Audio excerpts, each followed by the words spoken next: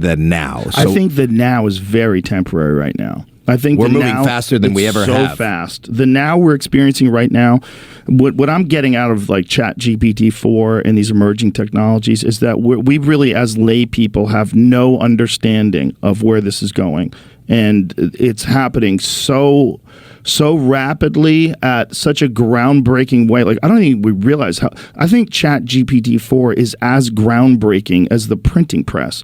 I think it's bananas. I believe that. It's some new thing that's going to completely change how people interface with information, completely change how people get answers to ideas and jobs that are necessary that will not be necessary anymore. There's going to be so many things you'll be able to do. Taxes, so many things you're going to be able to do. Well, but that being said, on the other side of it, maybe this is a great tool that will enhance whatever our future is, instead of take away us from the future. Both. I think both. I think we're going to integrate. If I had to guess, I would say that the way through this thing without becoming extinct is that we integrate. And I think that's probably what happens in the universe.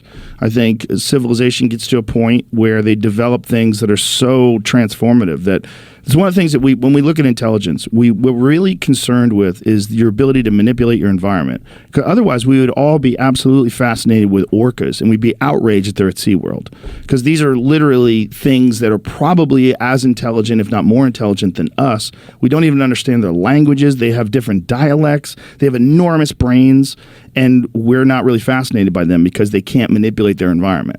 We don't have, but we, when you say we don't have humans, but I'm saying we don't have access to even know that. There isn't, and the Metaverse gives you access to become fascinated with an orca. Sure. But that's what I'm saying. So it kind of enhances and opens up that. The problem is that we're not fascinated because what kid in Wisconsin who's nowhere near a SeaWorld, who's nowhere near water, who's nowhere, what access does he have?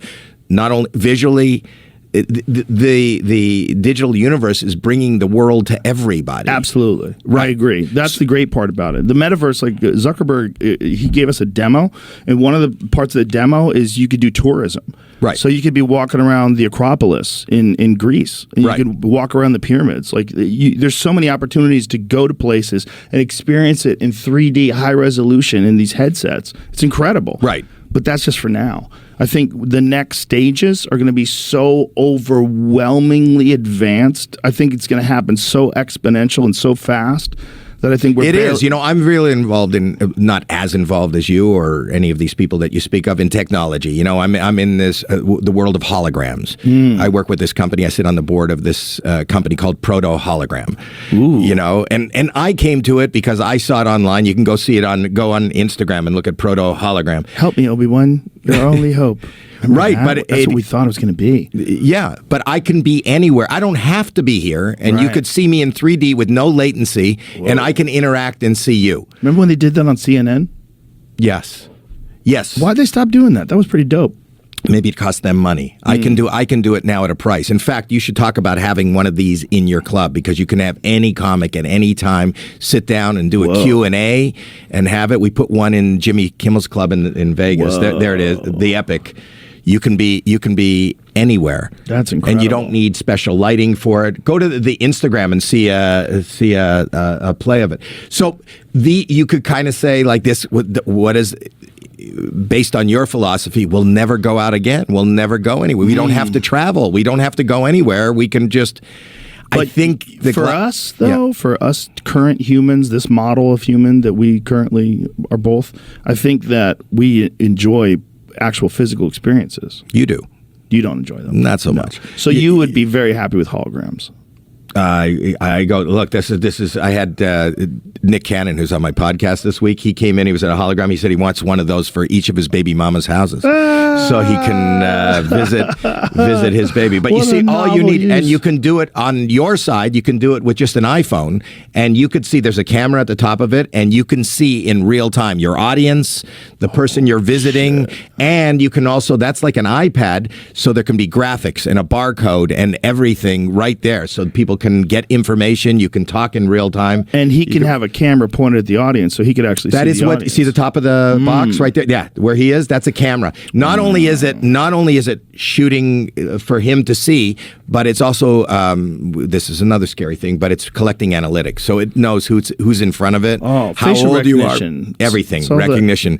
FBI, you're gonna get everybody on tape. Yeah, look, there was. Wow, Segura did it. Yeah, Segura did it. Bert well, that was Kreischer. Whitney Cummings used it at the Bert Kreischer thing. We built a porta potty around it, a proto potty. But that was pre-taped. But he could have done that live and seen him. That was pre-taped, so he just used it as a video. But all this technology, to answer your question, which could be like you can say, well, we don't have to travel anymore. We're going to be locked in our own little worlds. Yeah. At the same time, it gives me access to worlds that I couldn't go to. You can I can go to a concert right now. I could take one of those boxes and be all over the world. We have them all over the world, in Japan, in London, all over Asia, everywhere. I could be in 20,000 theaters all at the same time and see every face of every person. Whoa. So I can do a world tour without getting on a plane. That's pretty dope.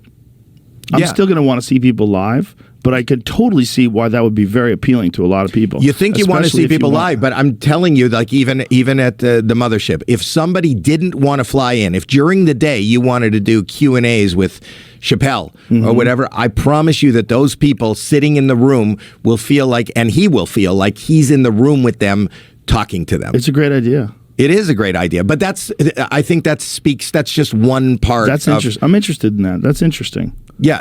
So what I'm saying is technology can be really scary. It could fuck you up. It's kind of like the knife. You know. Yeah, but it's also I love the technology of cell phones. You know, I'm so hypocritical in that way. Like a part of me is like, my God, we're so addicted to these things. But also, look how goddamn convenient it is. You can take photo and video anytime you want. When's the last time you made a phone call? You don't anymore. I make them all the time. Oh, you do? Yeah, I like talking to people.